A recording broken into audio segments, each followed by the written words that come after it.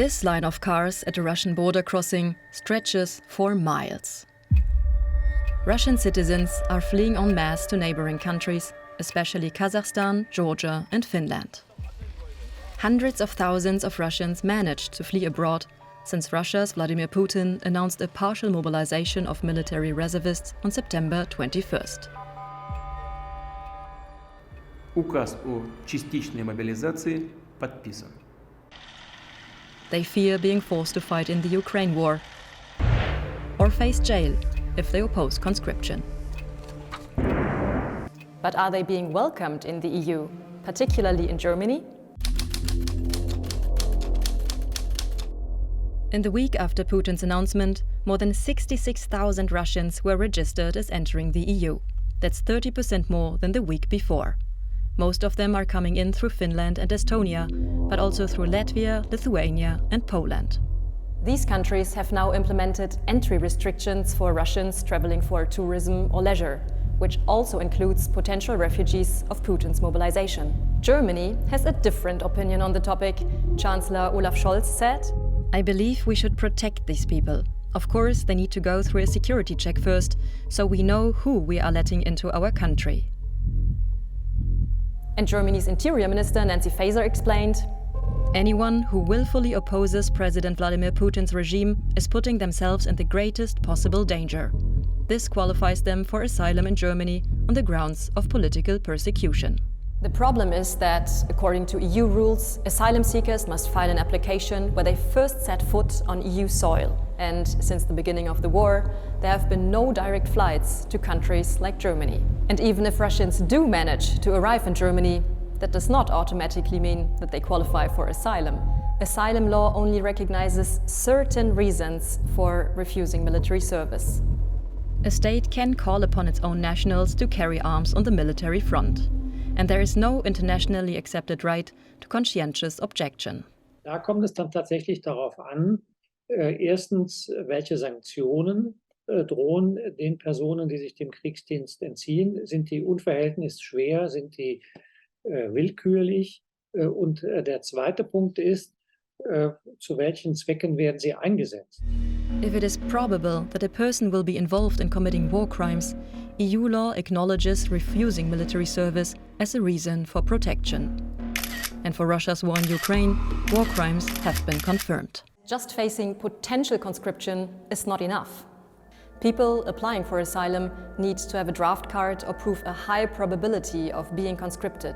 For instance, because they belong to a specific age group. Für diejenigen, für die das erstmal nur im Raum steht, dass zu dieser Situation der Einberufung kommen könnte, ist es etwas schwieriger, schon Verfolgung anzunehmen. Now, Germany is discussing other measures to allow Russians fleeing mobilization to apply for a visa. Ja, eine Möglichkeit könnte darin bestehen, dass Deutschland für diese Personengruppe ein Visum ausstellt, ein humanitäres Visum, um ihnen so die Möglichkeit zu eröffnen, in Deutschland einen Asylantrag zu stellen. It is unclear if and when this will take place. So far, humanitarian visas have only been granted in rare cases to dissidents, journalists or other persecuted figures. Another option would be that Germany assumes responsibility for people who entered via another country. At the moment, the EU is restricting its issuance of new visas to Russian citizens. Germany could still ally with other countries that are in favor of offering asylum to Russians fleeing mobilization. Some Russians might still be reluctant to apply for asylum, because that might make it harder for them to return home. Wenn jemand Asyl beantragt, dann behauptet er ja, dass sein Heimatstaat ihn verfolgt. Und das kann natürlich dann auch als unfreundliches Verhalten so gesehen werden und mit Sanktionen belegt werden. Das ist eben bei einem autoritären Regime nicht auszuschließen. What also plays in is that many Russians do not emigrate directly to EU countries. Instead, they go to third countries like Turkey, Armenia or Georgia. Grundsätzlich ist erstmal, dass diejenigen, die sich vorher schon in einem sicheren Drittstaat befanden und keine Verfolgung mehr zu fürchten hatten, dann wahrscheinlich keinen Anspruch auf Asyl in der EU haben. Also, some people are critical of the idea that Russians should get asylum in Germany or the EU at all. Lithuania's Minister of Foreign Affairs, Gabrielius Landsbergis, wrote on Twitter, "Lithuania will not be granting asylum to those who are simply running from responsibility. Russians should stay and fight against Putin." And Estonian Prime Minister Kaja Kallas said, "Every citizen is responsible for the actions of their state, and citizens of Russia are no exception. Therefore, we do not give asylum to Russian men who flee their country. They should oppose the war." Human rights organizations say that line of argument is short-sighted. Wir gehen alle davon aus, dass das ein autoritäres Regime ist, was für kleinste Aktionen, wenn man Krieg sagt, möglicherweise schon Gefängnisstrafen zur Folge hat. Also von daher ist es sehr leicht, hier im Warmen, irgendwo in Mitteleuropa zu sagen, ihr sollt jetzt mal kämpfen gegen das Regime. Back in Germany, some people warn that the country simply can't take in any more refugees. Almost 1 million Ukrainians have come to the country since the war began. There are fears that Ukrainians could be traumatized by encountering Russians abroad.